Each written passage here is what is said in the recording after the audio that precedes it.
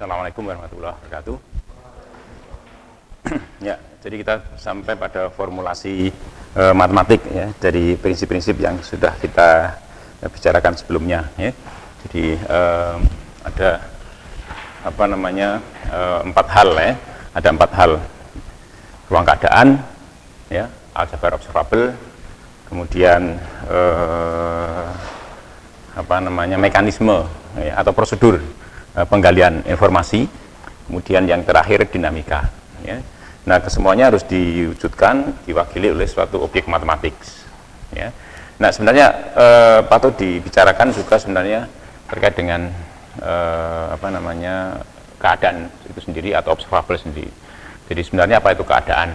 Ya, ya pokoknya bayangannya keadaan adalah suatu apa namanya sesuatu gitu ya yang memuat informasi tentang sistem, memuat informasi statistik tentang sistem, gitu ya. Nah, kemudian observable itu adalah besaran fisika, ya. Kemudian mengukur observable berarti mengundi, gitu, ya. Gitu. Jadi terkait dengan observable ada ruang sampel. Nah, jadi kemudian tentu saja konsep keadaan kuantum dan keadaan klasik itu berbeda, sehingga kemudian orang perlu merumuskan secara matematis yang berbeda.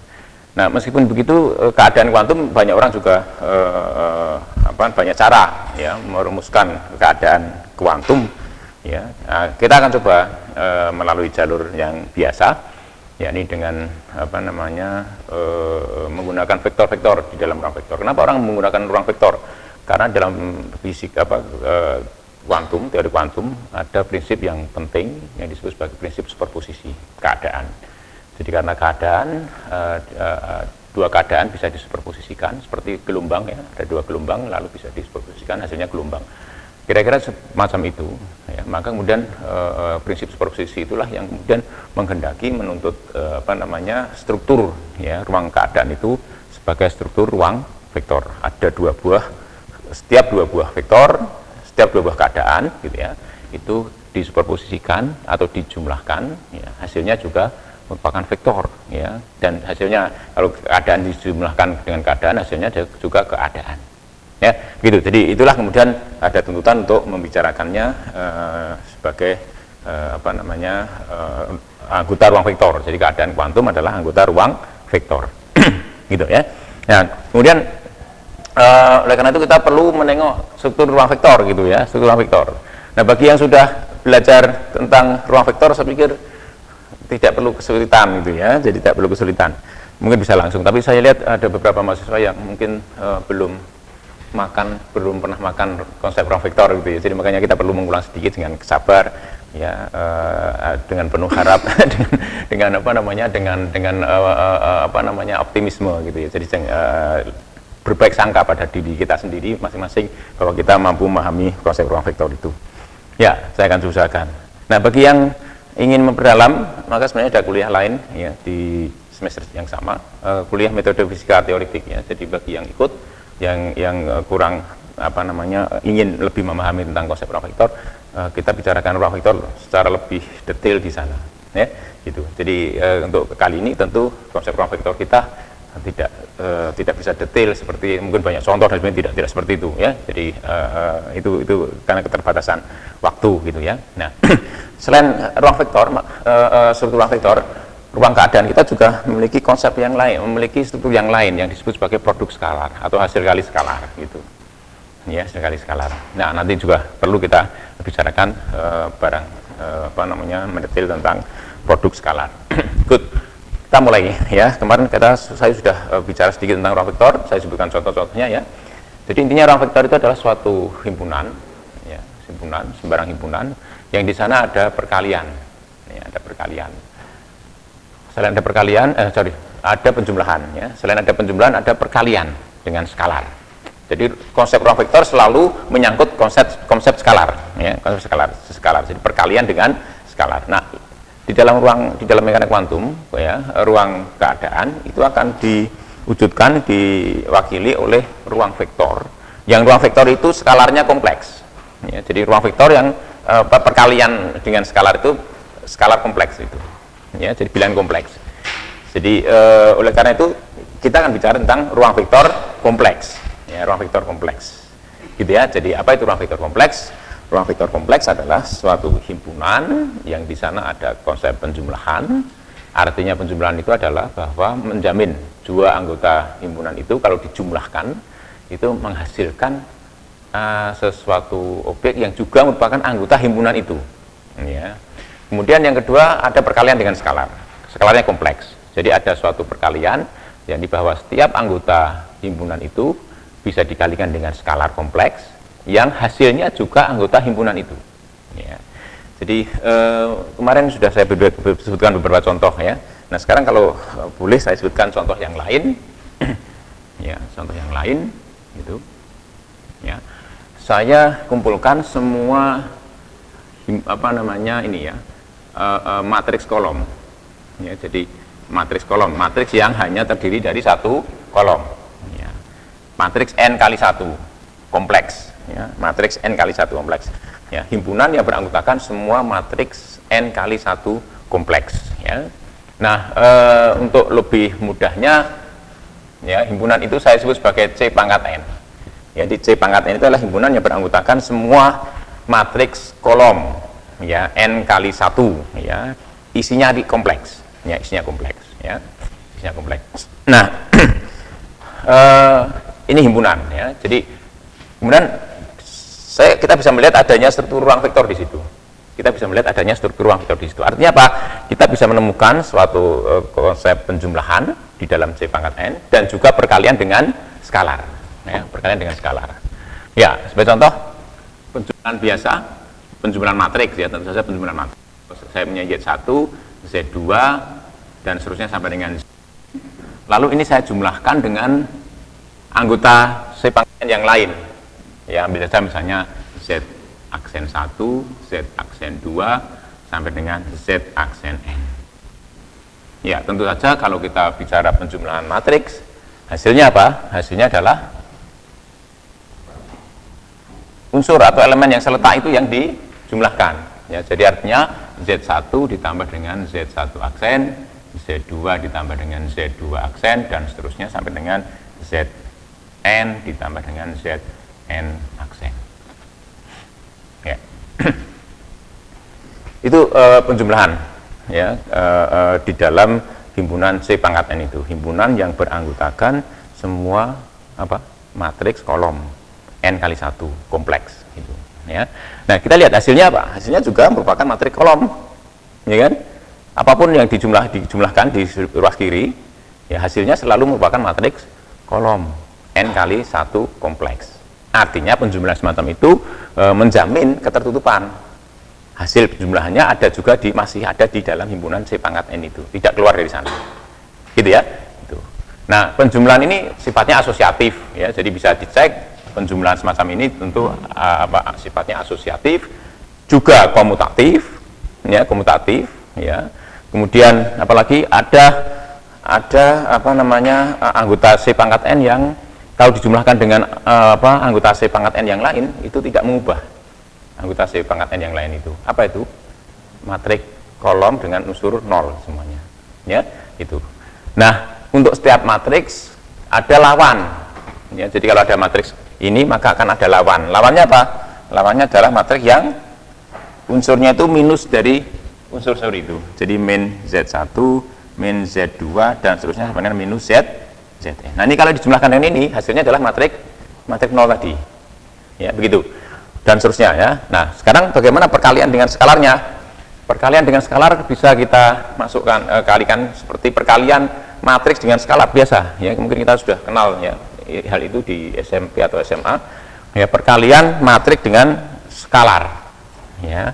Kita lihat sini Z1 sampai dengan Zn, hasilnya apa?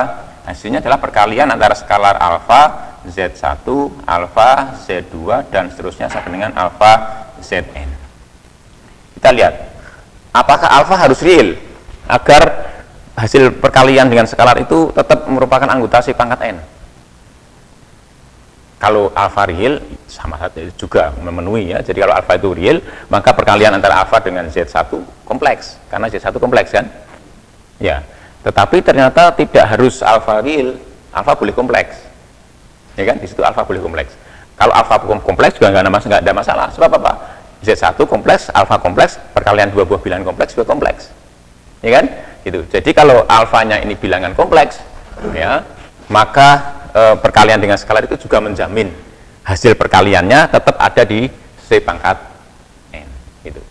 Ya, jadi oleh karena itu dan silahkan dicek bahwa semua sifat-sifat perkalian dengan skalar itu akan dipenuhi oleh perkalian dengan skalar semacam itu. Artinya apa? Artinya C pangkat n, ya, C pangkat n ini, ya, C pangkat n adalah ruang vektor kompleks. Jelas ya, ruang vektor kompleks. Ya, C pangkat n adalah ruang vektor kompleks. Ya, ya nanti banyak yang lain, ya, tentu saja contoh-contoh yang lain. Mungkin satu contoh yang penting, ya, mungkin perlu saya ungkapkan, ya, sebelum kita lanjutkan ke konsep yang lain. Ya, L kuadrat. Ya, L kuadrat. Apa itu L kuadrat? Himpunan yang beranggotakan semua barisan Z1, Z2 dan seterusnya. Infinite, ya, barisan infinite. Ya, dengan Z1 ZI, ya, ZI atau ZN saja, ya. ZN itu anggota C. ZN itu bilangan kompleks. Nah, bukan hanya itu, ada syarat yang lain. Sigma n dari 0 sampai dari 1 sampai dengan infinite, ya, itu apa yang disebelahkan Zn, nilai mutlak, ya, modulus Zn dikuadratkan itu kurang dari infinite. Dengan kata lain, himpunan semua barisan bilangan kompleks yang square summable, misalnya square summable dikuadratkan lalu dijumlahkan dan masih infinite, masih finite, gitu, ya, gitu. Nah, ini juga merupakan ruang vektor, ya. Jadi bagaimana penjumlahannya? Ya, selalu kalau tulang bicara ruang vektor itu bagaimana penjumlahan ruang vektor itu, ya. Jadi kalau ada Z1, Z2 dan seterusnya, gitu, ya, ditambah dengan Z aksen 1, Z aksen 2 dan seterusnya, maka ini kita definisikan sebagai Z1 plus Z1 aksen, Z2 plus Z2 aksen dan seterusnya. Ya. Penjumlahan apa namanya vektornya seperti itu, ya, penjumlahannya seperti itu. Nah, mungkin ada timbul pertanyaan, apakah hasil penjumlahan dua buah anggota L kuadrat semacam itu juga ada di L kuadrat, gitu kan? Apakah hasil jumlahnya itu juga square summable? Ya, jadi apa pertanyaan yang menarik adalah apakah sigma, jadi pertanyaan, apakah sigma apa namanya Z1 plus Z1 aksen kuadrat, ya, n ini bukan, ya, n, ya, n dari 1 sampai infinite itu juga kurang dari infinite, gitu, ya. Jadi kalau tidak memenuhi syarat itu, maka tentu hasil penjumlahan itu keluar dari L kuadrat, karena L kuadrat itu disyaratkan adalah himpunan semua barisan yang square summable, gitu, ya, square summable. Jadi kalau nanti penjumlahannya tidak memenuhi syarat itu, ya artinya keluar dari L kuadrat. L kuadrat tidak lagi ruang vektor, gitu. Gitu, ya, kira-kira, ya. Tahu maksudnya, ya. Nah, persoalannya adalah ini terbukti ya betul, gitu, ya. Jadi bahwa hasil penjumlahan antara dua buah barisan yang square summable itu juga merupakan barisan yang square summable. Persoalannya adalah pada pembuktiannya itu, ya. Persoalannya adalah pembuktian itu. Jadi tidak sederhana.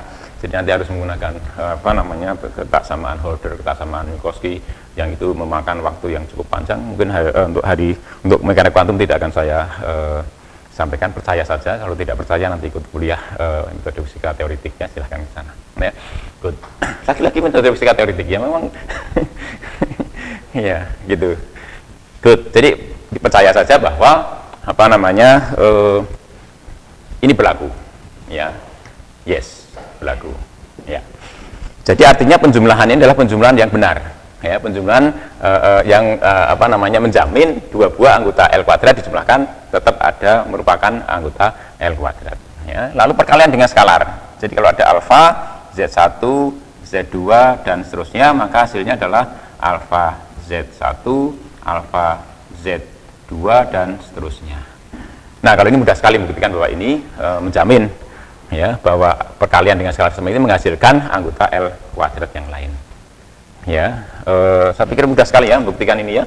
Sigma alfa z n dikuadratkan n dari 1 sampai infinite ini kan sama dengan nilai mutlak alfa sigma n dari 1 sampai infinite apa zn kuadrat. Karena z1, z2 dan seterusnya itu square sama bel, otomatis ini kan finite.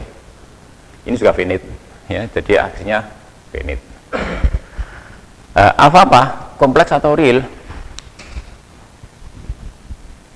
Ya boleh real, tetapi bisa juga kompleks itu. Jadi kalau kompleks tidak ada masalah, real juga tidak ada masalah gitu. Nah, kemudian kita ambil yang kompleks. Ya. Jadi oleh karena itu dengan sifat-sifat yang sama, tentu saja di sini apa namanya vektor nolnya adalah atau apa unsur netral adalah ini barisan nol, barisan yang nol semua. Apakah barisan yang anggotanya nol semua itu square sama bel? Jelas. Ya. Jadi sigma nol kuadrat hasilnya nol kan? Ya. Jadi square sama bel. Ya. Kemudian apa namanya lawan ya sama seperti yang di sana tadi. Jadi lawan dari Z1, Z2 dan seterusnya adalah minus Z1, minus Z2 dan seterusnya. Jadi kalau dijumlahkan dengan Z1, Z2, Z3 dan seterusnya itu hasilnya adalah barisan nol tadi. Ya, gitu. Nah, jadi ini adalah ruang vektor ya. Ruang vektor. Nanti banyak sekali kita menemukan ini dalam mekanika kuantum ya. Jadi kita akan menemukan banyak L kuadrat itu di dalam mekanika kuantum. Kenapa diberi lambang L kecil kuadrat? Ya, mungkin ada yang bisa menjawab. Ya, ini aspek sejarah gitu ya. Sejarah itu mungkin bisa dirunut sendiri. Good. Ini contoh ya. Nanti ada yang lain ya, ada yang lain tentu saja sambil berjalan waktu. Ada pertanyaan soal ini? Tidak ada ya? Cukup jelas berarti ya? Ya.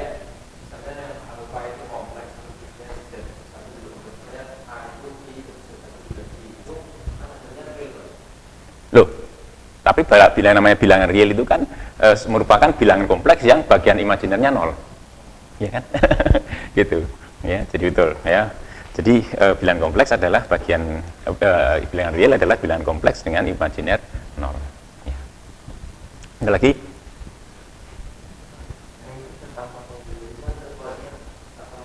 Oh ya, terima kasih. Ya. Salah ketik ya. Ya, kalau tidak ya, saya lanjutkan ya. Saya lanjutkan. Jadi ini agak secukupnya ya nanti. Jadi kita keluar dulu dari fisika ya, kita masuk ke matematika sebentar. Karena fisikanya kemarin sudah kita bicarakan, saya pikir sudah di kepala semua ya yang kemarin. Moga-moga ya prinsip meta mekanika ya, bukan metafisika ya, meta mekanika. Nah, saya mulai dengan definisi. Ya, definisi, misalkan ya, V ruang vektor, ya, ruang vektor boleh kompleks, boleh real, ya, bisa kompleks, bisa real, ya, bisa kompleks, bisa real, bisa real, ya. Kemudian dan V itu subset dari V. Subset subhimpunan ya, subhimpunan atau himpunan bagian ya. Jadi V itu adalah himpunan bagian dari V. Artinya apa? V itu beranggotakan vektor-vektor. Anggota V. Tapi tidak harus keseluruhan ya, tidak harus keseluruhan. Ya. Sekali lagi sambil mengingatkan anggota ruang vektor kemudian disebut sebagai vektor. Meskipun nyatanya realitasnya bukan vektor gitu ya. Jadi disebut anggota vektor karena merupakan anggota ruang vektor, bukan karena memiliki arah dan arah besar gitu ya. Seperti yang mungkin nanti suatu saat perlu ditinggalkan ya pandangan bahwa vektor adalah besaran yang memiliki arah dan besar gitu. Ya harus ditinggalkan ya. Jadi oke, sekarang kita pahami vektor adalah anggota ruang vektor meskipun fungsi. Kalau suatu fungsi itu ternyata merupakan anggota ruang vektor, maka orang juga boleh menyebutnya sebagai vektor ya. Itu. Nah, jadi misalkan V itu ruang vektor, bisa kompleks, bisa real, dan V itu subhimpunan atau himpunan bagian di V. Ya, nah pernyataannya seperti ini. V disebut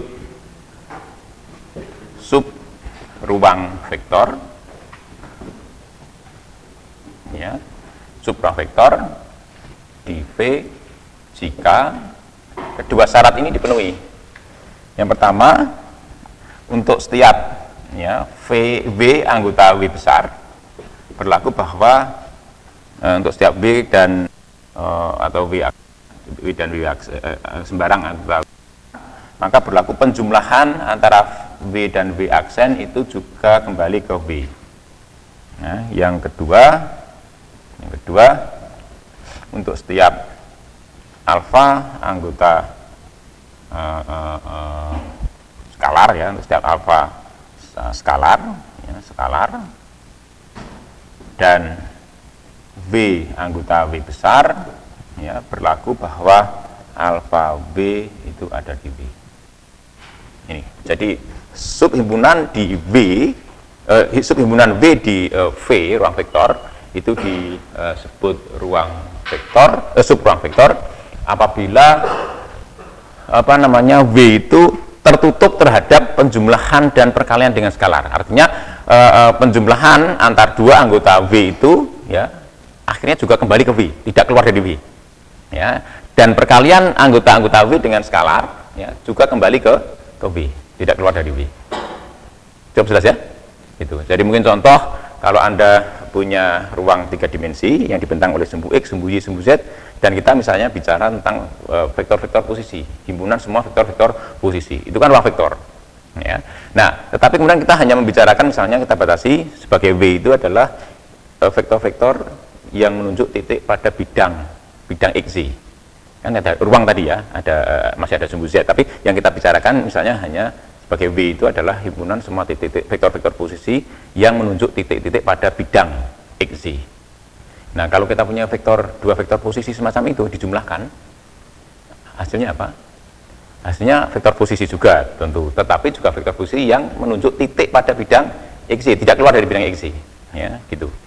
Ya, jadi kalau mungkin digambarkan, ya, jadi kalau saya punya dua buah vektor dijumlahkan pada bidang XY, ya, maka hasil penjumlahannya ada bidang XY itu. Tidak mungkin, kalau orang Jawa mengatakan jengat gini, nggak mungkin, kan? Ya, itu artinya apa? Vektor-vektor posisi pada bidang XY itu merupakan sub ruang vektor, ya, di ruang 3 dimensi tadi. Masih tambah satu lagi tentu saja, syarat yang itu, ya, syarat yang kedua itu perkalian antara sebuah vektor posisi pada bidang XY dengan skalar akhirnya juga menghasilkan vektor posisi yang juga menunjuk titik pada bidang XY itu. Nggak mungkin jengat nanti, ya, katanya. Nggak mungkin jengat. Jelas, ya, gitu. Ya, itu. Jadi kira-kira itu konsep penting, ya, di sini. Jadi ya, tentu di dalam suatu ruang vektor akan ditemukan lebih dari satu sub ruang vektor, infinite bahkan, ya, bahkan uncountable, ya, uncountable sub ruang vektor. Kita lihat setiap bidang, ya, contohnya tadi, ya, di ruang R pangkat 3 tadi, setiap bidang yang memuat titik original, titik pangkal, jelas, ya, itu akan merupakan sub ruang vektor dalam R pangkat 3. Coba bayangkan, jadi kalau ambil sebarang bidang itu melalui titik pangkal koordinat 0,0,0. Nah, setiap vektor yang ada pada bidang itu dijumlahkan, ya, pasti menghasilkan vektor yang ada pada bidang itu. Bisa bayangkan, ya? Nah, kemudian kalau dikalikan dengan skalar, ya, maka hasilnya juga merupakan vektor yang ada pada bidang itu. Jelas, ya? Ataupun garis, ya, sumbu X, sumbu Y, sumbu Z misalnya, itu juga merupakan sub ruang vektor. Ya, merupakan sub ruang vektor. Lihat, setiap vektor yang menunjuk titik pada sumbu X dijumlahkan pasti juga hasilnya merupakan vektor yang menunjuk titik pada sumbu X. Demikian juga nanti sumbu Y dan sebagainya. Nah, setiap garis yang memuat melalui pangkal koordinat itu juga merupakan sub ruang vektor. Gitu, ya. Jadi kita lihat di situ contoh, ya, sub ruang vektor yang berupa garis, berupa bidang, gitu, ya. Nah, nanti kalau kita ada di dalam ruang 3 dimensi, maka yang paling tinggi adalah ruang 3 dimensi tadi, sub ruang vektor. Jadi ruang 3 dimensi itu sendiri juga merupakan sub ruang vektor di dalam ruang 3 dimensi itu.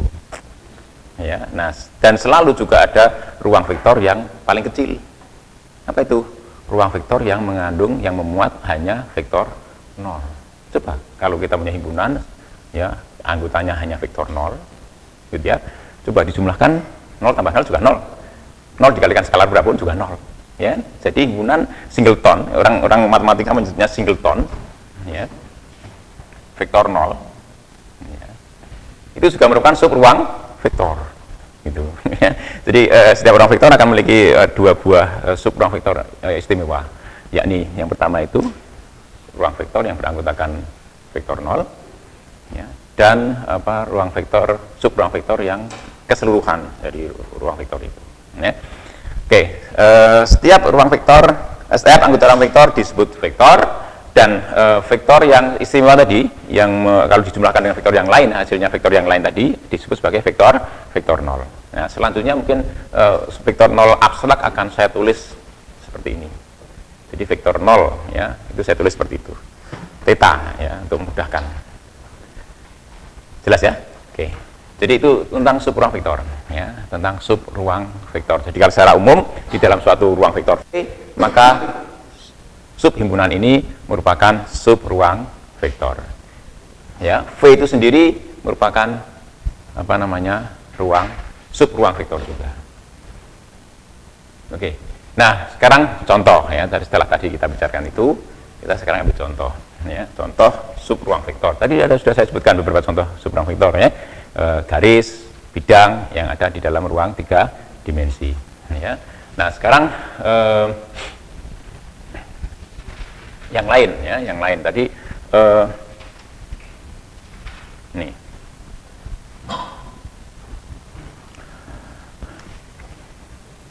Saya pilih C0RR. Apalagi ini, ya, himpunan yang beranggotakan semua fungsi, ya, himpunan yang beranggotakan semua fungsi kontinu dengan nilai real dan domain itu ada di garis real. Jelas ya, himpunan semua fungsi kontinu bernilai real.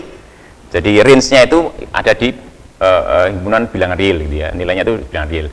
Good. Nah, kemudian ini merupakan ruang vektor, ya. Ini merupakan ruang vektor, ya. Dua buah fungsi yang kontinu dijumlahkan, hasilnya juga fungsi yang kontinu, kan? Ya, saya pikir kalkulus, ya, sudah lulus semua kalkulus, ya. Ya, jadi himpunan itu jumlahan antara dua buah fungsi yang kontinu, hasilnya merupakan fungsi kontinu. Fungsi yang kontinu dikalikan dengan skalar juga merupakan fungsi yang kontinu, gitu, ya. Nah, sebagai vektor nolnya adalah fungsi yang nilainya 0 di mana-mana, ya, fungsi 0, ya, fungsi 0, ya. Jadi fungsi 0, apa itu fungsi 0? Fungsi 0 dalam hal ini, ya, adalah pemetaan dari R menuju R sedemikian rupa sehingga setiap titik X itu dipasangkan dengan theta X, hasil KX itu selalu bilangan 0, ya. Coba kalau dijumlahkan dengan fungsi apapun, ya pasti hasilnya ada fungsi apapun tadi, ya, begitu. Nah, lawan dari fungsi gimana? Lawan dari fungsi mudah sekali, kalau grafik dibalik, ya, dicerminkan terhadap sumbu X, itu adalah lawan. Jadi kalau punya fungsi gitu, maka lawan dari fungsi itu adalah fungsi yang grafiknya diperoleh dengan cara mencerminkan fungsi itu terhadap sumbu X. Ya, itu lawannya. Hingga kalau dijumlahkan hasilnya adalah fungsi 0, gitu tadi. Ya, gitu. Nah, itu ruang vektor. Itu ruang vektor. Nah, kemudian nggak usah pakai ini, ya. Nggak usah pakai ini. Ya, biasanya memang ada C1, C0, C1, C2, C3, Kalau C0 itu tidak pernah ditulis 0. Justru kalau ditulis 0 ini nanti kaitannya masih ada bahwa itu fungsi yang domainnya itu kompak dan sebagainya, ya. Mungkin lebih enak ditulis seperti itu saja, ya. CRR, ya, CRR. Nah, kita akan bicarakan sub ruang vektor. Ada mungkin bisa memberi contoh salah satu sub ruang vektor dari fungsi itu. Ada satu jenis anggota CRR itu yang istimewa, yang mungkin Anda kenal. Apa kira-kira? Fungsi C0 itu termasuk fungsi apa? Nilainya sama di mana-mana? Fungsi konstan. Ya, fungsi konstan. Nah, sekarang kita lihat himpunan semua fungsi konstan. Ya, himpunan semua fungsi konstan. Ya, kita tulis, ya. Jadi C cons, ya, RR. Ya. himpunan semua fungsi konstan. Nah, tentu saja ini adalah subset di CRR. Ya, ingat ya, fungsi konstan itu adalah fungsi yang masuk fungsi yang kontinu kan? Ya enggak? Cara menggambar grafiknya kan tanpa harus mengangkat kapur tulis atau pensil gitu ya, gitu. Mudahnya begitu. Ya, good. Ya, mungkin bagi tidak semua kenal dengan kriteria delta epsilon ya. Ya, nanti banyak juga orang matematik yang lari dari analisis karena masuk ke aljabar karena takut dengan delta epsilon gitu. Kata orang matematik gitu ya, saya itu kesini itu menghindari delta epsilon tapi akhirnya ketemu juga delta epsilon gitu. Ya, oke, mudahnya fungsi kontinu adalah fungsi yang menggambar grafiknya tanpa harus mengangkat alat tulis gitu ya, tanpa harus mengangkat alat tulis. Ya, jadi fungsi konstan termasuk fungsi yang kontinu. Ya, kemudian himpunan semua fungsi konstan itu sebagai C cons RR. Ya, himpunan semua fungsi konstan. Nah, pertanyaan sekarang, apakah fungsi konstan itu himpunan semua fungsi konstan itu merupakan subruang vektor? Ya, kita cek ini. Ambil dua buah anggota C konstan, artinya ambil dua buah sembarang ya fungsi konstan, lalu jumlahkan. Hasilnya fungsi konstan bukan? Hasilnya fungsi konstan. Ya kan? Nah, kemudian kalau dikalikan dengan sembarang skalar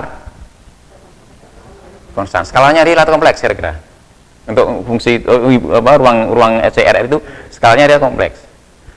Real ya. Kenapa? Karena kalau kompleks hasilnya nanti bilang kompleks kan? Padahal itu adalah fungsi yang nilainya real gitu. Ya, begitu. Nah, kita lihat ya, C konstan itu contoh termasuk contoh fungsi yang subruang vektor ya. Jadi C konstan itu merupakan subruang vektor di ini. Kenapa? Karena keduanya terpenuhi.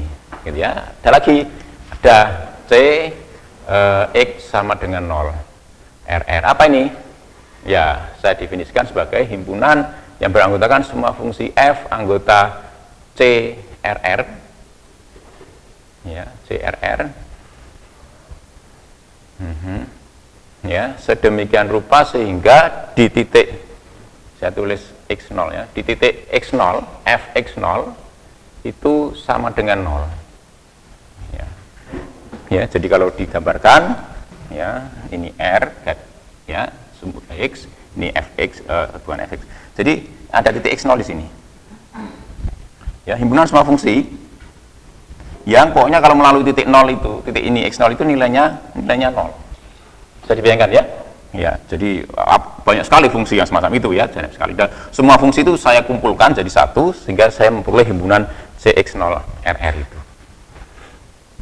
Ya, bisa bayangkan ya? Jadi himpunan semua fungsi yang nilainya di titik X0 itu 0. Ya. Nah, kita lihat apakah itu merupakan subruang vektor. Ya, coba kita lihat kalau dijumlahkan dua buah fungsi, ya misalnya sebagai contoh misalnya G, H ya, koma G itu anggota CX00 RR, ya. Bagaimana dengan H plus G? H plus G dicari apakah dia anggota CX sama dengan 0 itu ya. Nah, dicari nilainya di X0 sama dengan apa? Menurut kaidah penjumlahan fungsi, nilai fungsi H di titik X0 ditambah nilai fungsi G di titik X0. Ini 0, ini 0. Nah, terpenuhi juga. Ya, jadi artinya apa? Jumlahan anggota C X00 RR itu juga merupakan anggota itu. Ya, good. Perkalian dengan skalar. Bagaimana? Ya, kita lihat nilainya. Ya, X0 ya sama dengan apa? Alfa dikalikan H X0. H0 itu 0. Ya, ini juga 0. Good, ya. Nah, dengan demikian CX0 sama dengan 0 RR itu juga merupakan subruang vektor. Cukup jelas ya, subruang vektor ya? Ya. Jadi kalau misalnya subruang vektornya real, skalanya pun harus kompleks, skalanya bisa dua-duanya. Tidak harus ya. Nanti bisa contoh ya, sebagai contoh. Jadi kalau saya mempunyai himpunan semua matriks misalnya kompleks 2x2. Matriks kompleks 2x2. Ruang vektor kompleks atau real? Bisa merupakan ruang vektor kompleks, bisa merupakan ruang vektor real. Nah, pertanyaannya enggak seperti itu ya. Oke, kita anggap itu sebagai ruang vektor kompleks. Ya. Nah, kemudian saya pilih himpunan yang beranggotakan semua matriks yang Hermitian. Tahu Hermitian? Jadi matrik Hermitian itu kalau ditranspos, kemudian diambil konjugat kompleksnya, hasilnya sama dengan matrik itu kembali. A transpos A serik sama dengan A. Jelas ya? Nah, kita lihat himpunan semua matrik yang Hermitian itu merupakan sub ruang vektor di ruang vektor yang beranggotakan matrik-matrik kompleks tadi. Ya, tetapi di situ boleh merupakan ruang vektor real, sub ruang vektor real. Jelas ya, gitu. Ya, tentu saja kalau kita ikuti yang ini, betul bahwa skalarnya harus mengikuti skalar dari ruang vektor yang di atas, yang induknya itu tadi, yang induk tadi. Tapi kalau tadi gimana kira-kira? Yang tadi himpunan semua matriks yang Hermitian itu adalah sub ruang vektor real. Ada di dalam, itu ada ruang vektorial, sub ruang vektorial. Ya, karena memenuhi syarat ya. Hermitian ditambah Hermitian hasilnya matrik yang Hermitian. Hermitian, nah ini dikalikan dengan skalar kompleks, itu tidak Hermitian. Ya, nah kesimpulannya begini, himpunan yang beranggotakan semua matriks yang Hermitian itu bukan merupakan sub ruang vektor di dalam ruang vektor kompleks tadi. Tapi kalau ruang matrik-matrik tadi dipandang sebagai ruang vektor real, nah, maka dia masuk sebagai sub ruang vektor. Gitu, ya. Jadi real kompleksnya sub ruang vektor mengikuti induknya. Ya, mengikuti induknya. Semuanya mengikuti induknya, ya. Bahkan penjumlahannya juga begitu. Ya, penjumlahannya juga begitu. Jadi kalau ada suatu sub himpunan yang di sana ada penjumlahan, tapi penjumlahannya berbeda dari penjumlahan yang ada di induknya, itu bukan sub ruang vektor. Ya, ada beberapa contoh ya di sana. Oke. Ada pertanyaan lagi mungkin? Ya. Kenapa? Oh, ini baru kita karena banyak yang belum kenal dengan ruang vektor, maka kemudian hari ini kita bicara ruang vektor dulu. Ya, nanti mungkin minggu depan atau ya moga-moga sampai satu minggu sehari ini seminggu ini cukup. Nanti minggu depan kita kembali ke fisikanya, ke mekanik kuantumnya, ya. Oke, nanti penggunaannya ya nanti kita ya sebentar lagi, ya. Oke, ya. Karena sekali lagi ketika kita harus membicarakan ruang keadaan dalam mekanik kuantum, ya, ruang keadaan dalam mekanik kuantum secara tradisional dirumuskan dengan menggunakan ruang vektor, ruang Hilbert, ya, lebih tepatnya lagi ruang Hilbert. Ruang Hilbert adalah ruang vektor, ya. Maka kita harus membicarakan ruang vektor. Nanti kemudian kita lanjutkan dengan ruang vektor. Meskipun sebenarnya kalau orang ingin lihat, ya, keadaan di dalam mekanik kuantum, ruang keadaan dalam mekanik kuantum tidak harus dirumuskan dengan menggunakan ruang vektor. Nah, ya. Jadi nanti untuk himpunan sistem yang ensemble gitu, jadi orang menggunakan operator rapatan, ya, operator rapatan. Atau yang lebih luas lagi nanti orang bisa juga menggunakan teori ukuran peluang, ya, probability measure gitu, ya, ruang Wasserstein istilahnya begitu. Ya, itu lanjut ya, bukan untuk konsumsi kita. Ya, ada pertanyaan yang lain? Enggak ya? Kalau enggak, saya lanjutkan.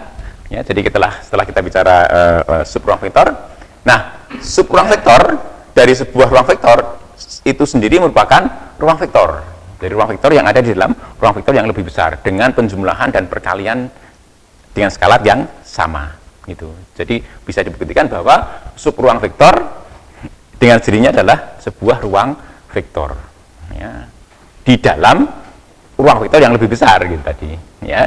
Jadi dengan demikian V itu adalah ruang vektor, ya. V itu sendiri ruang vektor yang ada di dalam ruang vektor V besar itu.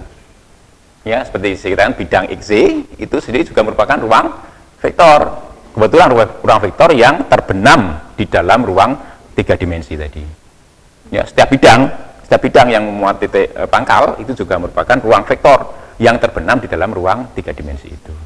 Gitu ya. Nah, biasanya orang mendefinisikan sub ruang vektor dengan cara itu. Ya. Biasanya orang mendefinisikan sub ruang vektor itu dengan jalan sub ruang vektor adalah sub himpunan di dalam ruang vektor yang juga merupakan ruang vektor dengan perkalian dan operasi yang sama, gitu ya. Nah, baru muncul ini sebagai teorema. Ya, saya biasanya saya balik, saya balik. Ya, saya berangkat dari ini. Matematika memang begitu. Jadi yang mungkin di satu buku dianggap ditulis sebagai teorema, tapi di buku yang lain itu sebagai aksioma.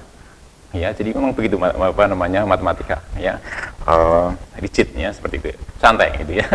Jadi ini saya beritahu ya. Jadi saya mulai dari sini. Ya. Jadi ini sebagai sub ruang vektor. Nah, baru kemudian orang bisa menunjukkan bahwa sebuah sub ruang vektor adalah ruang vektor. Ya, oke. Contoh sudah, kemudian selanjutnya, ya selanjutnya.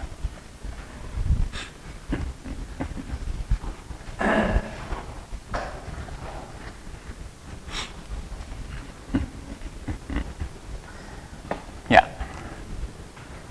misalkan V ruang vektor, sekali lagi bisa kompleks, bisa real. Jadi kalau real berarti skalarnya adalah R, kalau kompleks skalarnya C gitu ya, bilangan kompleks. Oke. Ya.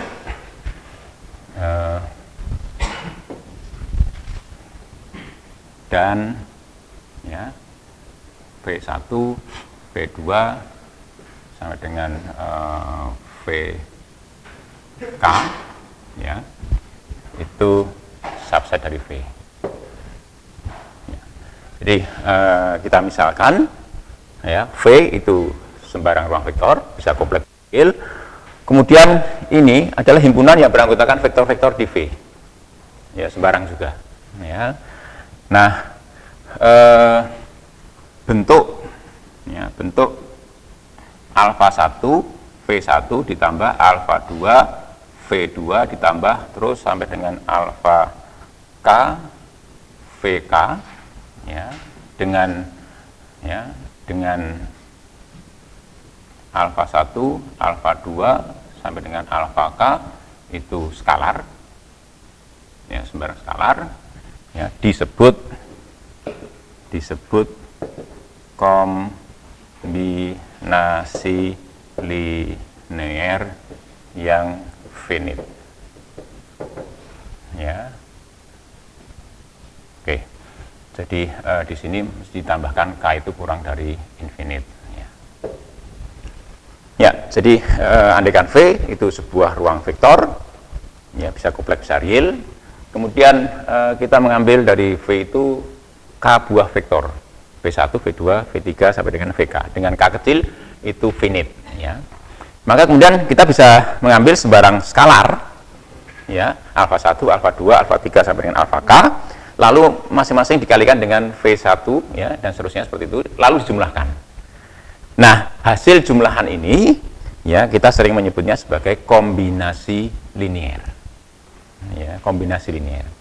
Nah, nanti kita lihat ternyata nanti kalau kita bicara vektor-vektor itu mewakili suatu keadaan, maka kombinasi linear dari suatu keadaan itu juga keadaan gitu, karena juga merupakan vektor. Ini juga vektor. Orang bisa berargumentasi, apakah hasilnya juga vektor? Ya, karena hasilnya ada di V. Kenapa ada di V? Lihat. Ya, jadi kalau V1 itu anggota V, maka alfa V1 anggota V kan? Ya. Kemudian alfa V2 juga anggota V, dan semuanya sampai dengan alfa K VK itu juga merupakan anggota V. Lalu dijumlahkan semuanya juga anggota V ya, gitu. Jadi ini yang disebut sebagai kombinasi linear yang finite. Finite itu mengacu pada jumlah suku yang muncul di sana itu finite gitu. Ya, jumlah suku yang ada di situ finite ya. Maka kita sebut sebagai kombinasi linear yang finite gitu. Ya. Nah, sambil menyebutkan contoh sub ruang vektor tadi ya, sambil menyebutkan contoh sub ruang vektor. Nah, sekarang kita andaikan ya S itu subset V. Ya, andaikan S itu subset V. Apa itu S? S kalau S subset dari V, ya, maka S itu anggotanya apa? S itu anggotanya apa? Vektor-vektor kan, anggota V. Mesti tidak harus semuanya ya, kalau semuanya kan berarti S sama dengan V gitu kan ya gitu. Jadi S adalah subhimpunan di V ya, subhimpunan atau himpunan bagian dari V, artinya anggotanya adalah vektor. S bisa diskrit seperti itu misalnya V1, V2 sampai VK, tapi bisa juga continue. Anggotanya tidak harus finite, bisa juga infinite dan uncountable. Pokoknya S sembarang subhimpunan di V. Bisa bayangkan ya? Oke. Sebagai contoh ya, misalnya kalau kita bicara bidang XY misalnya ya, bidang XY ya, S itu bisa menunjuk misalnya himpunan semua vektor posisi yang mengarah ke ini titik pada seperempat lingkaran ini. Ini S misalnya. S adalah himpunan semua vektor posisi yang mengarah pada titik pada seperempat lingkaran itu. Finite atau tidak anggotanya? Finite atau tidak?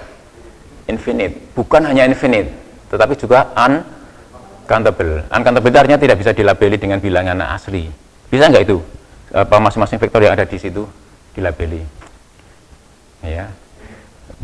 Bagaimana paling dari pinggir Pak gitu ya, cari yang paling pinggir. Ya, cari titik yang paling pinggir kalau bisa. Saya lapor ke saya, nanti saya kasih hadiah gitu ya. Uncountable. Uncountable itu contohnya, contoh yang S yang uncountable. Di bidang ya, di bidang. Itu yang kita bicarakan. Jadi sembarang. Tapi S juga boleh finite ya. S juga boleh finite. Misalnya apa? S itu adalah vektor I atau vektor dan vektor J. Jadi S itu misalnya I, J. Ya pokoknya S sembarang ya, S sembarang apa namanya subhimpunan di sebuah ruang vektor V besar gitu. Nah, kemudian saya akan ya, jadi tentu saja kalau kita ambil sembarang K buah vektor ya anggota S, kita bisa membuat sebuah kombinasi linear yang finite. Jelas? Dari S itu tadi kita bisa membuat sekian banyak apa namanya kombinasi linear yang finite. Finite-nya tidak harus K, bisa K aksen dan sembarang. Ya, gitu ya. Nah, kemudian kita ingin tuliskan ya, span S. Span S itu adalah himpunan ya, himpunan yang beranggotakan semua kombinasi linear yang finite yang dapat dibangun dari anggota S. Ya, S tadi kan himpunan vektor-vektor ya, di dalam V besar. Nah, dari S itu ya kita bisa membangun setiap kita mengambil sembarang anggota S yang finite, kita bisa membangun sebuah apa namanya kombinasi linear. Ya, kombinasi linear pun misalnya K, maka nanti alfanya itu juga bisa bervariasi. Nah, semua yang mungkin yang bisa dilakukan, yang bisa dibangun dari kombinasi linear yang finite yang bisa dibangun dari S itu kita kumpulkan jadi satu gitu, ya. Kita sebut sebagai span S. Nah, ini contoh apa tadi? Contoh subruang vektor tadi. Ya, contoh subruang vektor.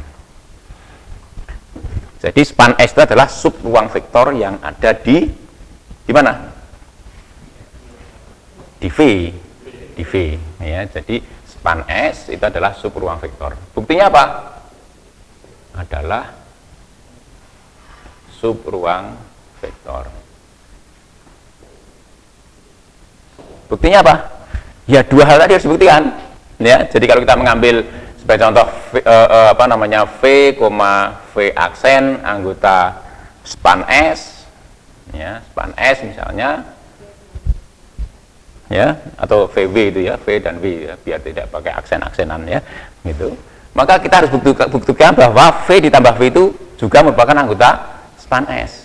Ya, kita lihat ya sekarang kalau V dan V itu anggota span S, ya jika V dan W itu merupakan anggota span S, apa akibatnya? Maka V itu pasti bisa dituliskan sebagai kombinasi linear yang finite, ya kan? Artinya apa? Akan ada alfa 1, ada apa namanya S1 karena anggota S ya misalnya, kemudian ditambah dengan alfa 2, S2 ditambah terus sampai dengan katakanlah alfa K, SK. Itu untuk V. karena V juga merupakan anggota span S, ya, maka V juga akan bisa dituliskan tentu dengan cara yang lain. Ya, misalnya di sini S1, S2 sampai dengan SK itu anggota S ya. Jelas ya, karena itu kombinasi linear yang finite dari S, anggota-anggota S ya. Maka V juga bisa ditulis misalnya beta 1, ya misalnya S aksen 1 ditambah beta 2, S aksen 2 ditambah terus sampai dengan alfa beta ya, beta L misalnya. Kemudian S aksen L. Lihat. Ya, jadi kalau V dan W itu anggota span S, padahal span S itu ada kumpulan dari semua kombinasi linear yang finite anggota-anggota S itu, ya. Maka akibatnya seperti ini. Nah, kalau ini dijumlahkan, hasilnya apa?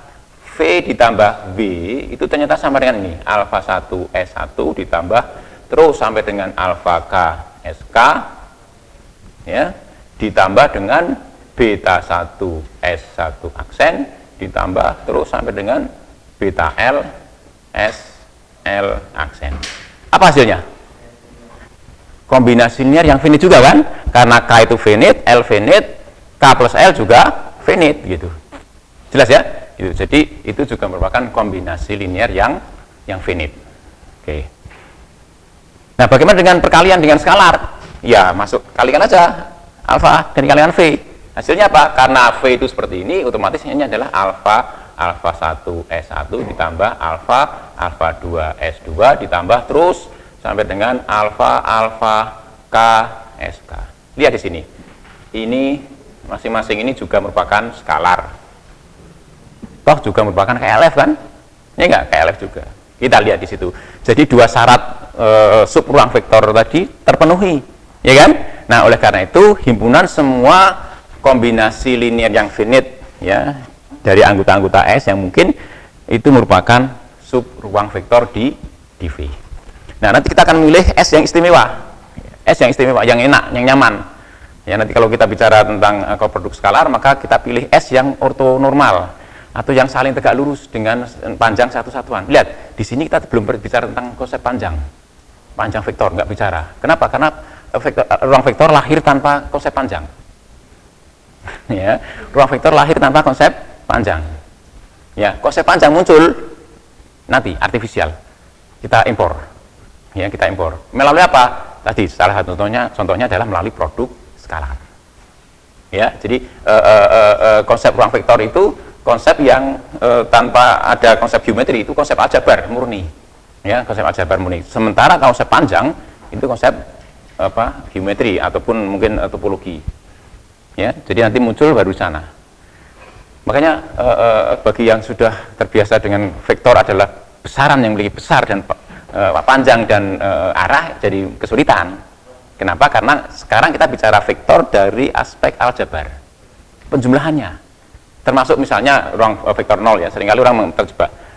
Ya, kalau orang memahami bahwa vektor adalah besaran yang lebih panjang dan arah, lalu ditanya vektor 0. Vektor yang panjangnya 0. Arahnya kemana anak-anak? Anak-anak tidak tahu semua arah vektor 0. Jadi kalau begitu vektor 0 tidak memiliki arah, berarti bukan vektor. Ya kan? Nah, tapi kalau kita lihat vektor 0 dari aspek aljabar, vektor 0 adalah vektor yang kalau dijumlahkan dengan vektor lain nggak ngefek gitu. Ya, itu yang penting gitu kan, itu sifat aljabar itu yang kita bicarakan untuk vektor 0. Maka kita tidak akan mengalami kesulitan gitu ya. Jadi kita belum bicara tentang panjang vektor di dalam hal ini ya. Kita juga pernah bicara panjang, kalau panjang vektor kan kita juga harus bicara tentang panjang fungsi, panjang matrik dan sebagainya kan. Toh itu kan juga vektor, dalam hal ini anggota ruang vektor ya. Itu. Tapi kita belum. Nanti kita bicara hal itu panjang vektor dan sebagainya. Ya, bahkan ortogonalitas, tegak lurus atau tidak, itu ketika kita sudah menentukan produk skalar. Dan nanti kita akan memilih sebagai S itu S yang istimewa. Apa itu S istimewa? S istimewa itu misalnya S itu saling tegak lurus. Ya, ketika kita sudah bicara produk skalar, kita sudah boleh membicarakan tegak lurus tidak itu. Ya, sehingga kemudian kita bisa milih S yang saling tegak lurus. Bukan hanya itu, span S ini meliputi seluruh V. Ya, span S itu meliputi seluruh V. Jadi anggota-anggota V itu cukup diperoleh dari anggota-anggota S. Ya, anggota V keseluruhan itu cukup bisa dibangun hanya dari anggota-anggota S. Contohnya, misalnya ya, Anda tahu vektor I, J, dan K. I, J, dan K. Ya, vektor posisi apapun di dalam ruang R pangkat 3 selalu bisa dinyatakan sebagai kombinasi linear dari I, J, dan K. Ya kan? Nah, kita akan coba arah itu istimewa. Tentu yang kita bicarakan bukan hanya vektor dengan tiga dimensi semacam itu ya, tapi kita akan bicara sembarang ruang vektor dan sifatnya kompleks. Nah, sebentar kita lihat waktunya. Ya. Kalau ada ruang vektor itu bisa dibuat sebagai Sebagai? ruang vektor itu bisa ini. Video dapat pengertian apa? Misalkan kalau saya yang ini anggotanya itu bisa sampai kita sampai infinite, nggak bisa jabarin gitu. Lah, contoh tadi misalnya ruang vektor yang anggotanya vektor 0 kan cukup finite saja satu, dan hanya itu saja sepertinya ya. Jadi semua ruang vektor uncountable. Ya, semua ruang vektor uncountable. Ya, tetapi ada satu ruang vektor yang yang apa namanya, yang anggotanya finite ya, bahkan hanya satu. Apa itu? Vektor 0 tadi. Ruang vektor yang anggotanya hanya vektor 0. Ya. Hanya itu aja ya. Jadi nah, nanti persoalan finite tidak akhirnya bukan pada jumlah anggota. Bukan pada istilahnya apa ya? Kalau dalam teori himpunan itu tetapi pada dimensi.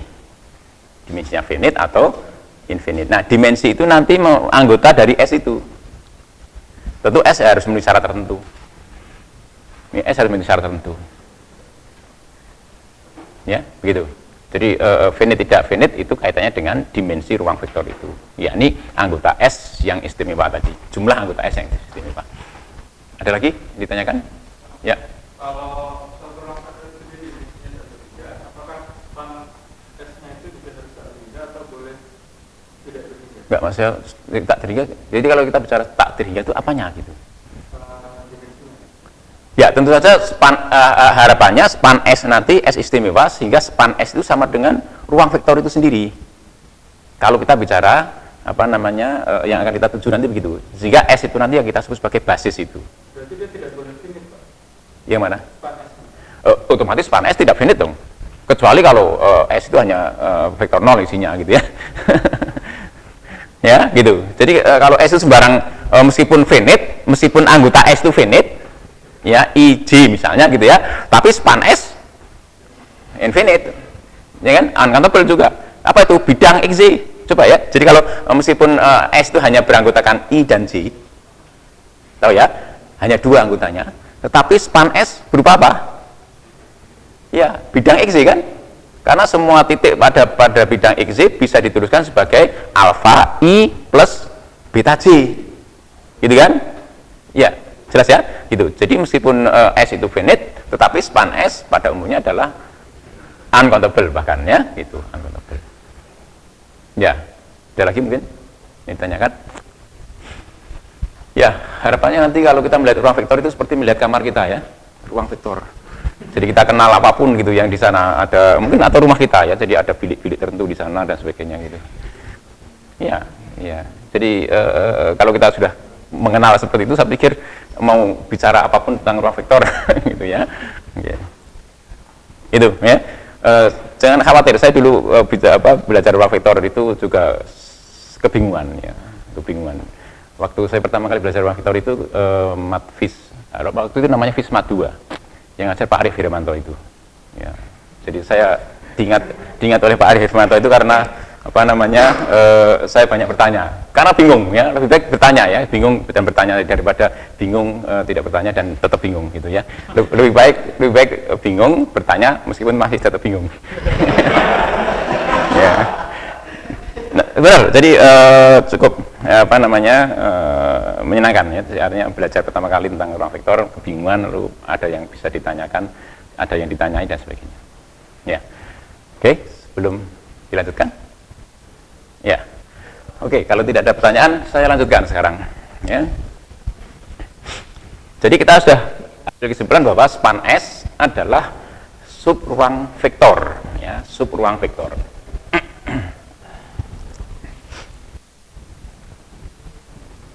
Nah, saya akan ungkapkan sebuah proposisi, ya, proposisi,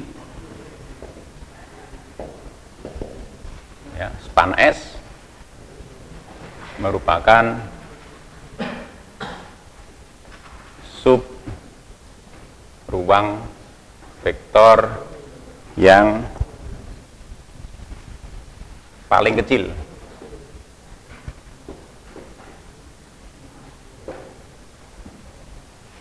sub ruang vektor yang paling kecil yang memuat S. Jadi artinya tidak ada sub ruang vektor yang lebih kecil dari span S yang memuat S. Gitu ya. Jadi kalau ada ruang vektor yang memuat S pasti lebih besar daripada span S. Ya, kecil dan besar di sini diukur dengan subhimpunan itu. Ya, jadi kalau ada himpunan A, ya, ada di dalam himpunan B, maka himpunan B itu dikatakan lebih besar, ya, daripada himpunan A. Tentu saja ada himpunan yang tidak bisa dibandingkan. Kalau misalnya yang satu tidak ada di dalam yang lain gitu, ya, itu. Jadi dalam matematik orang menyebutnya sebagai partial ordering, ya. Jadi partial ordering, apa namanya, ada perbandingan. Kalau kita bicara bilangan real, kan selalu bisa dibandingkan. Dua buah bilangan real selalu bisa dibandingkan. Yang satu kurang dari yang lain atau sebaliknya gitu, ya. Tapi kalau kita bicara subhimpunan di dalam sebuah himpunan, maka tidak harus. Oleh karena itu kalau kita katakan apa namanya suatu himpunan, subhimpunan lebih besar, kurang dari himpunan yang lain, itu artinya apa? Himpunan itu ada di dalam himpunan yang lain gitu, ya. Nah, untuk mengatakan paling kecil itu kan kita harus memiliki apa namanya bisa membandingkan itu kan, yang satu kurang dari yang lain. Kalau tidak ada cara seperti itu nggak bisa, ya. Orang nomor satu di Indonesia gitu, apanya gitu loh, ya, katanya Pak Jokowi orang nomor satu di Indonesia, apanya maksudnya gitu. Gitu, ya. Harus ada sesuatu yang digunakan untuk yang satu kurang dari yang lain, nah, baru kemudian orang bisa mengatakan ini loh, ini yang paling gitu, jelas ya. Nah, dalam hal ini kalau kita bicara apa namanya himpunan subruang vektor yang paling kecil, itu berarti kita bicara tentang sesuatu ordering, ya, pembandingan, ya. Jadi yang satu subhimpunannya satu, subruangnya satu kurang dari subruang yang lain. Nah, saya katakan suatu subruang vektor dikatakan ya, suatu subruang vektor katakanlah S1 dikatakan kurang dari subruang vektor S2 itu jika S1 ada di dalam S2, gitu ya. Sehingga kemudian kalau kita bicara ini, ya, kita jadi paham sekarang, ya. Jadi apa namanya span S, ya, itu, ya, merupakan subruang vektor yang paling kecil yang memuat S. Artinya apa? Kalau ada subruang vektor yang memuat S, ya, maka span S itu ada di dalam semua subruang vektor tadi. Jelas. Jadi kalau kita kumpulkan semua subruang vektor yang memuat S, maka span S itu ada di antaranya dan yang paling kecil, dalam pengertian bahwa span S itu ada di semua subruang vektor yang memuat S tadi. Kalau begitu kesimpulannya apa? Kesimpulannya orang harus membuktikan bahwa span S itu sama dengan irisan semua apa? Subruang vektor yang memuat S.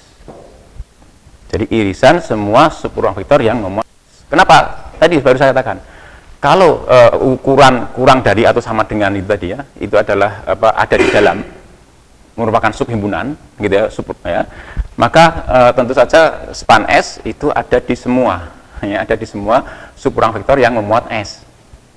Nah, oleh karena itu span S itu kalau tentu saja akan sama dengan irisan semua subruang vektor yang memuat S, ya. Nah, pernyataan yang ini yang harus dibuktikan, ya, ini yang harus dibuktikan bahwa span S itu ada di dalam apa?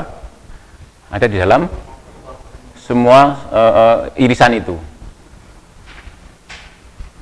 Jadi sebenarnya apa? Kalau kita punya subrang vektor, irisan semua yang pertama yang harus dibuktikan ya. Jadi sesungguhnya adalah ya, ini merupakan, kalau ini paling kecil ya jelas. Ini paling kecil ya jelas. Yang perlu dibuktikan adalah bahwa irisan semua subruang vektor itu merupakan subruang vektor. Irisan dari sebuah subruang vektor dengan ruang vektor yang lain itu merupakan subruang vektor. Kalau itu terbukti, ya sudah, orang bisa nyatakan ini. Dan S ada di situ. Ya, bisa buktikan. Ya. Bagaimana dengan S sendiri? Kenapa? Bukannya S itu membuat S. Ya. Berarti S itu yang paling kecil. Tapi S bukan subruang vektor. S tadi kan sembarang kan? Ya, S tadi sembarang. Yang penting itu. Jadi karena S tadi itu sembarang, maka tentu S tidak sama dengan itu kan? Gitu. Ya. Kalau S subruang vektor, gimana? Kalau S subruang vektor, ya, ya S itu sendiri, gitu ya. S itu sendiri. Jelas ya? Oke. Ya, karena S tadi kan kita kesepakatannya S itu kan sembarang. Tidak, bukan subruang vektor ya. Jadi maka tentu itu yang terjadi. Jadi tinggal buktikan irisan semua subruang vektor, atau paling tidak irisan antara dua buah subruang vektor itu adalah subruang vektor. Ya. Oke. Untuk tugas atau untuk dibuktikan di sini?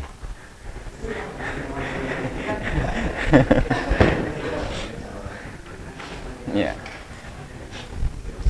Oke, sekalian ya. Jadi karena kita peruntukkan minggu ini untuk matematika, ya, meskipun nanti dalam perjalanan juga harus ada tambahan yang lain, tapi paling tidak ya kita fokuskan ya, sekaligus ya kita buktikan di sini. Ya.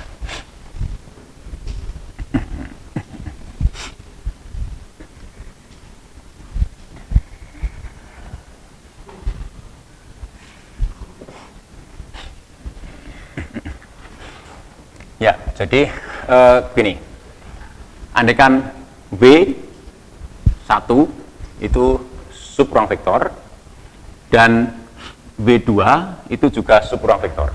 Ya, andaikan ini subruang vektor di V besar. Ya. Bagaimana dengan W1 irisan W2 gitu kan? Apakah itu subruang vektor? Gitu ya, pertanyaan begitu. Subruang vektor. Ya.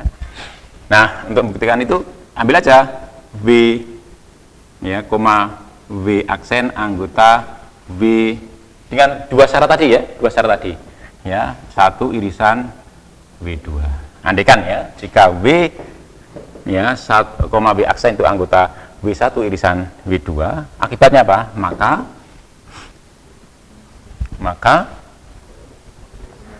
ya W1 dari SMP, pelajaran SMP, W1 itu anggota W aksen anggota W1 dan W aksen anggota W2. Gitu ya. Good. Tentu saja, nah ini akibatnya apa? Akibatnya W plus W aksen anggota W1. Kenapa? Karena W1 adalah subruang vektor gitu ya. Dan W plus W aksen pun anggota W2. Sekarang kita punya kalimat ini. W1 plus W aksen anggota W1 dan W plus W aksen anggota W2. Itu kan definisi dari irisan kan? Ya, jadi akibatnya apa? Akibatnya W plus W aksen anggota W1 irisan W2. Mudah kan? Ya, makanya kalau untuk tugas kan lumayan, ya. Ya. Nah, jika alfa itu skalar, kemudian W itu anggota W1 irisan W2, maka apa?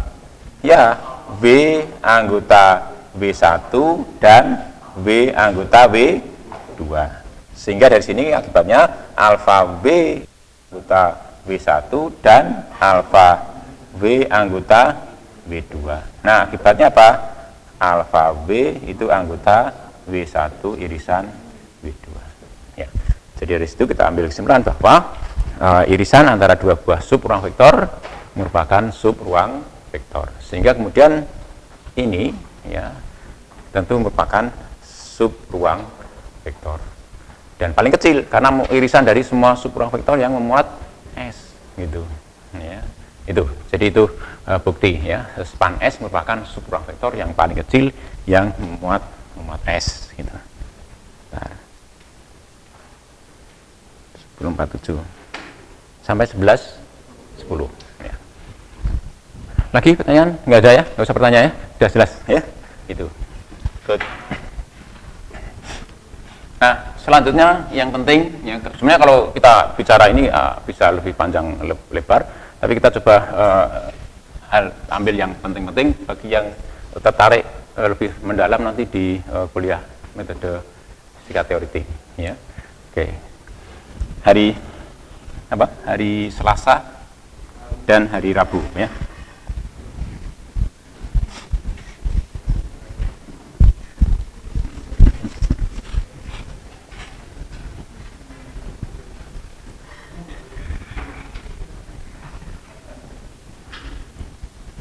Nah, menginjak hal yang penting, ya, bebas linier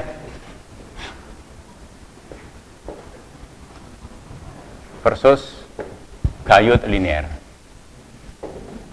Ya, saya garis bawahi kata gayut, yaitu sepertinya hanya bahasa orang BM, ya, gayut ya. Jadi biasanya bebas linier dan tidak bebas linier, atau mungkin lebih parah lagi, independen linier dan dependent linier. Jadi kita pakai bahasa Indonesia bebas linier dan gayut linier. Ya. Gayut linier artinya tidak bebas linier, ya, gitu. Nah, begini, ya, definisi, ya, definisi. Misalkan seperti tadi V ruang vektor. Ya. Kalau saya sebut ruang vektor berarti bisa real, bisa kompleks, ya, gitu. Ya. Dan S itu subset dari V. Ya. S dikatakan bebas linier jika, ya, S dikatakan bebas linier jika, ya, setiap, ya, subset atau subhimpunan, ya, subhimpunan himpunan S1, S2 dan seterusnya SK, ya, subset dari S, ya, persamaan berikut, yakni alfa 1 S1 ditambah alfa 2 S2 ditambah sampai dengan alfa K SK sama dengan 0, memiliki solusi atau jawaban. Jadi orang matematika juga menggunakan kata istilah solusi itu jawaban. Ya. Apa? Alfa 1 sama dengan alfa 2 sama dengan alfa 3 sama dengan alfa K, semuanya 0. Ya. S dikatakan gayut linier jika S tidak bebas linier. Ya. Gitu ya. Ya, jadi negasi dari kalimat sebelumnya gitu, ya. Oke. S dikatakan bebas linier jika setiap subhimpunan, setiap kita mengambil sembarang himpunan, subhimpunan milik S, lalu kita susun persamaan itu, ya, maka solusinya adalah bahwa alfa 1, alfa 2, alfa K semuanya itu sama dengan 0. Gitu. Ya. Jadi kalau S1, S2 diambil kan berarti yang diketahui. Yang tidak diketahui apa? Alfa 1, alfa 2, alfa 3 dan seterusnya. Ya. Lalu disusun persamaan itu. Nah, selalu kalau misalnya persamaan itu menghasilkan solusi yang semacam itu, ya, maka ini, lihat setiap pengambilan, ya, sembarang anggota S, ya, K-nya tidak harus tunggal, kayaknya juga sembarang, ya, gitu. Lalu kita susun seperti itu, maka hasilnya selalu alfa 1, alfa 2, seterusnya itu sama dengan 0. Nah, S dikatakan gayut linear jika S tidak bebas linear. Tidak bebas linear artinya apa? Kita lihat ya, untuk setiap ya, jika setiap subhimpunan, artinya apa? Negasi dari itu. Cukup kita menemukan sebuah cukup sebuah subhimpunan S, sehingga persamaan ini solusinya tidak harus 0 gitu. Jelas ya? Jadi kalau kita bisa menemukan itu, maka S itu dikatakan gayut linear atau tidak bebas linear. Mungkin contoh ya, contoh akan lebih mudah ditangkap. Ya, pada tataran tertentu seperti itu ya. Nanti pada tataran yang lain, saya pikir kalau Anda sudah sampai di sana, contoh itu terlalu mengganggu gitu ya. Jadi ya, oke. Ya, jadi kalau wayang itu siapa? Krishna itu ya, sudah bisa main di tataran kayangan gitu ya. Jadi tidak lagi ngomong di tataran arsapada ya. Ya cukup sudah bisa di kayangan Junggering Saruka ya. Jadi seperti itu. Oke, contoh ya, contoh. Apa tadi dari sekian banyak tadi? Ya, contoh misalnya ya, kita vektor I, vektor C di dalam ruang 3 dimensi itu. Himpunan S macam ini. Ini mudah sekali ya, himpunan S macam ini. Nah, kalau finite untuk menguji itu bebas linear atau gayut linear, semua vektor yang ada di situ dimasukkan dalam persamaan. Ya, jadi kalau himpunan yang kita bicarakan itu finite, untuk menguji itu bebas linear atau gayut linear, maka semua anggotanya langsung dimasukkan ke dalam persamaan itu. Alfa I ditambah beta C, karena hanya 2, maka ini harus sama dengan vektor 0. Ya. Lalu alfanya berapa? Dari mana didapatkan?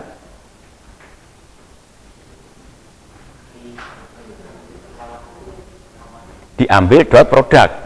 Ya, diambil dot produk dengan vektor I. Hasilnya apa? I dot I sama dengan 1 ditambah dengan C dot I sama dengan 0.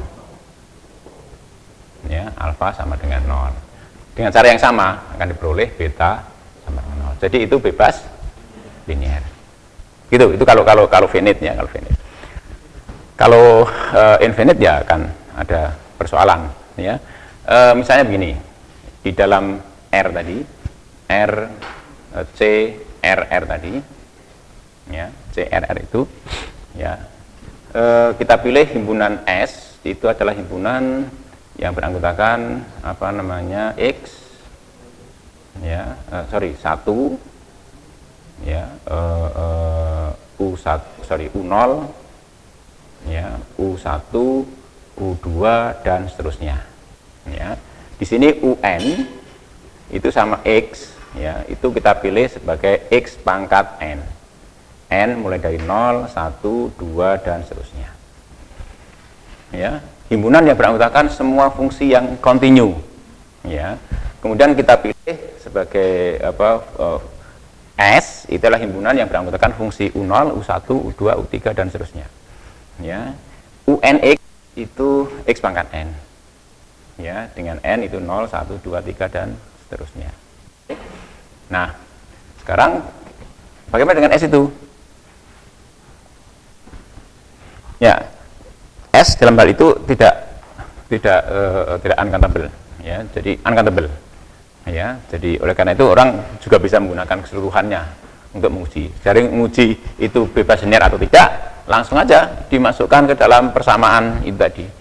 Jadi alfa 0 U0 ditambah alfa 1 U1 ditambah terus gitu ya, dan seterusnya ya. Secara umum ditulis sebagai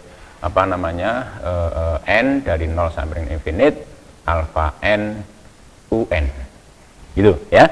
Nah, kalau ini kita tulis dan ini nanti dipaksa sama dengan 0 gitu ya, dipaksa sama dengan 0, fungsi 0 ya, fungsi 0 ya, fungsi 0, sehingga alfa 0 U0X ditambah alfa 1 U1X ditambah terus ya, itu akan sama dengan apa? Theta 0, sama dengan 0 ya. theta x ya sama dengan 0. Jadi kesimpulannya apa? Alfa 0 dikalikan ux itu apa? Ux itu adalah 1 ya, ditambah dengan alfa 1 x pangkat 1 ditambah dengan alfa 2 x kuadrat ditambah terus alfa 3 x pangkat 3 dan seterusnya sama dengan 0 ya, ditambah dan seterusnya sama dengan 0.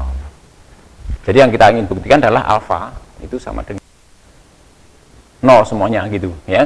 Nah yang pertama adalah di set ini kan berlaku untuk semua x ya, karena tadi CRR kan berlaku untuk semua x, artinya kita masukkan x sama dengan 0 ya. Jika x itu sama dengan 0 maka akibatnya apa? Lihat ya, alfa 0 ditambah 0 ditambah 0 semua kan ya, terus itu sama dengan 0. Alfa 0 sama dengan 0 ya. Bagaimana dengan yang berikutnya ya, kita turunkan ya, kita turunkan ini bisa diturunkan ya. Jadi kita dapatkan apa kalau diturunkan? Alfa 1 x alfa 1 ditambah dengan 2 alfa 2 x kuadrat ditambah 3 alfa 3 x pangkat 3 ditambah dan seterusnya. Turunan di sini turunan 0 berapa? 0 ya, 0 juga, dan ini berlaku untuk semua x ya. Nah, jadi untuk x sama dengan 0 kita dapatkan nanti alfa 1 ditambah 0 ditambah 0 sama dengan 0. Jadi alfa satunya 0 dan seterusnya bisa diteruskan ya.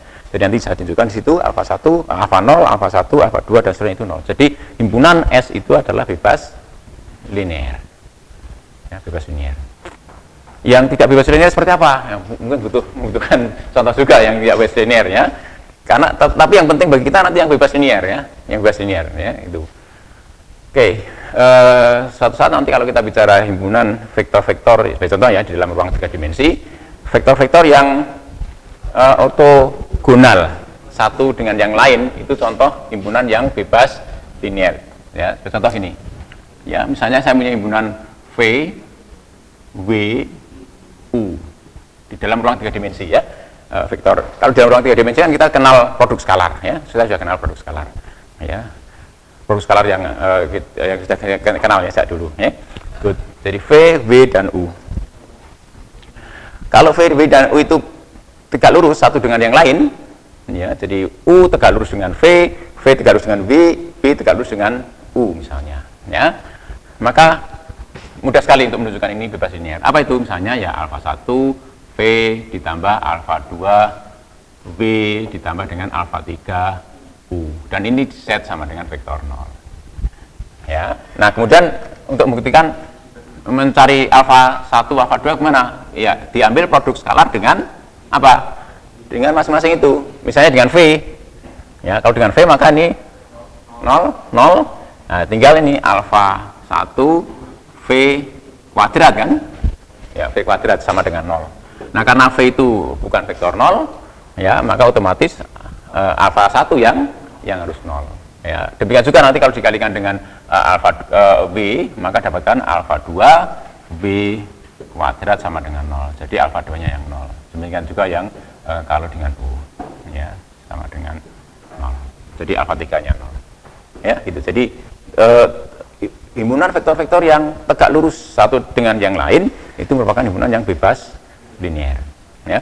Himpunan yang memuat vektor 0 itu merupakan himpunan yang tidak bebas linear. Kenapa? Buktinya apa? Ya, himpunan yang memuat vektor 0 itu himpunan yang gayut linear, tidak bebas linear. Kenapa? Ya, saya dapatkan kalau 0 itu ada di dalam S, maka saya mempunyai subhimpunan di S. Lalu saya masukkan ke dalam persamaan tadi. Ya, di sini ya. Di sini S ini theta, yang lain enggak ada ya, gitu kan. Nah, lalu saya masukkan alfa 1 theta sama dengan theta. Alfa satunya berapa? Alfa satunya tidak sama dengan 0 kan? Buktinya dari mana? Kalau alfa 1 dikalikan theta sama dengan theta. Untuk sembarang alfa 1 ya, dari apa namanya kemarin Pak begitu. Ya, ini termasuk bagian yang harus dibuktikan ya. Jadi tapi memang tidak kita tuntut ya. Jadi kalau kita runtut gitu nanti termasuk ini ya. Jadi perkalian antara skalar dengan theta, hasilnya theta, 0 dikalikan dengan sembarang vektor, hasilnya vektor 0. Itu juga harus dibuktikan gitu ya, harus dibuktikan. Oke, kita percaya saja ya. Nanti mungkin bisa di teori metode fisika teoritik ya kita bicarakan itu. Ya, jadi ini karena alfa 1 sembarang skalar dikalikan dengan theta itu sama dengan vektor 0 ya, hasilnya vektor 0, maka kita dapat ini bahwa alfa 1 tidak harus 0. Ya, di sini alfa 1 tidak harus 0. Alfa 1 padahalnya tidak sama dengan 0. Nah, kalau alfa 1 tidak sama dengan 0, artinya apa? Himpunan S itu gayut linier. Kenapa? Karena kita bisa menemukan sebuah subhimpunan S yang persamaannya menghasilkan skala-skala yang tidak 0 gitu. Ya, negasi dari definisi yang tadi. Ada beberapa ketaksamaan ya. Jika S itu bebas linear